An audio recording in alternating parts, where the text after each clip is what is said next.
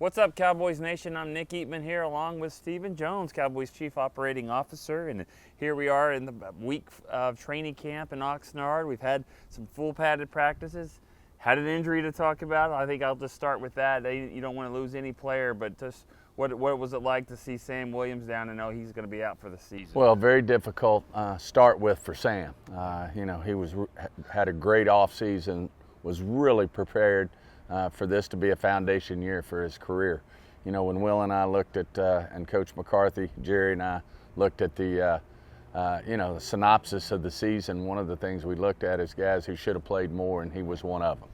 And but wherever you put Sam, he plays hard. He did on special teams, blocked punts for us, was a gunner.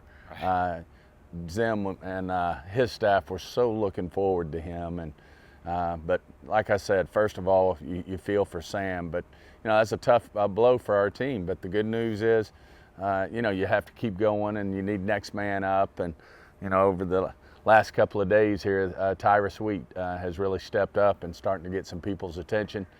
Certainly plays the similar position that Sam plays, and we'll continue to look for ways to replace him. But it was a difficult situation for both Sam and the Cowboys, but those are, that goes on around the league. All 32 have their injury issues, and you just have to have the next man up mentality and get ready, get some young guys ready.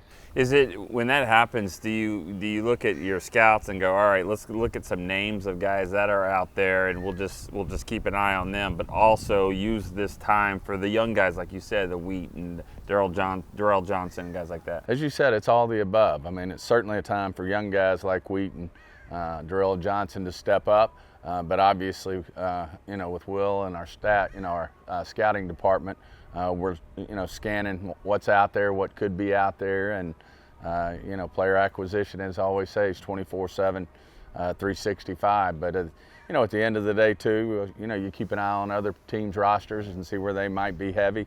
But we'll continue to monitor that situation as we move forward. Let me ask you about second-round pick Marshawn Nealon, and he's a guy that is compared a lot to Tank in the way he kind of can run stop and all that, but he's wearing 94, and if you can't wear 94 in this franchise, if you can't rush the passer, can he be kind of a guy that does a little bit of everything? No question, and you hit it best. I mean, I think you're right on it. He's a young D-Law, and it goes without saying he was in the mix. I mean, he was in the mix, and now even more in the mix in terms of playing a lot of snaps for us. He had already established himself, as a guy who was going to be in that rotation with Sam and D-Law and Micah, as a pass rusher. But he's just had an outstanding camp, a young guy who we know is going to play a lot of football for us this year, and I think he's going to make a lot of plays for us.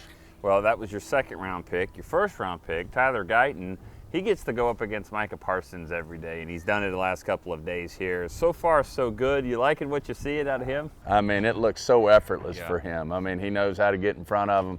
He's doing it against the best. He's going against Micah. He's going against D-Law. It's a competitive situation out there, but he's long, he's big, and he's athletic. And I love what we're seeing out of Tyler Guyton.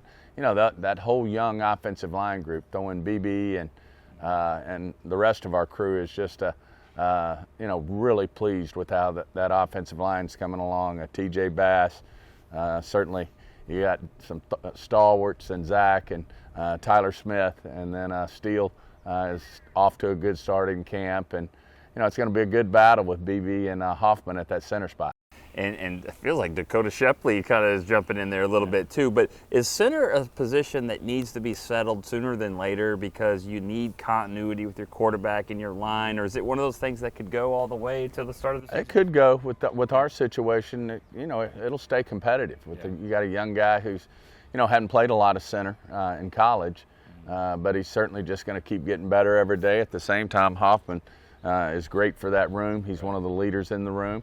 And we just feel very comfortable with that situation. I don't know necessarily that we have to step out and name one right away. We'll just let that thing play out and see where we go. Last week I asked you about with CD not being here, gives opportunity for younger receivers, and we're seeing that now. And we're seeing some of those guys.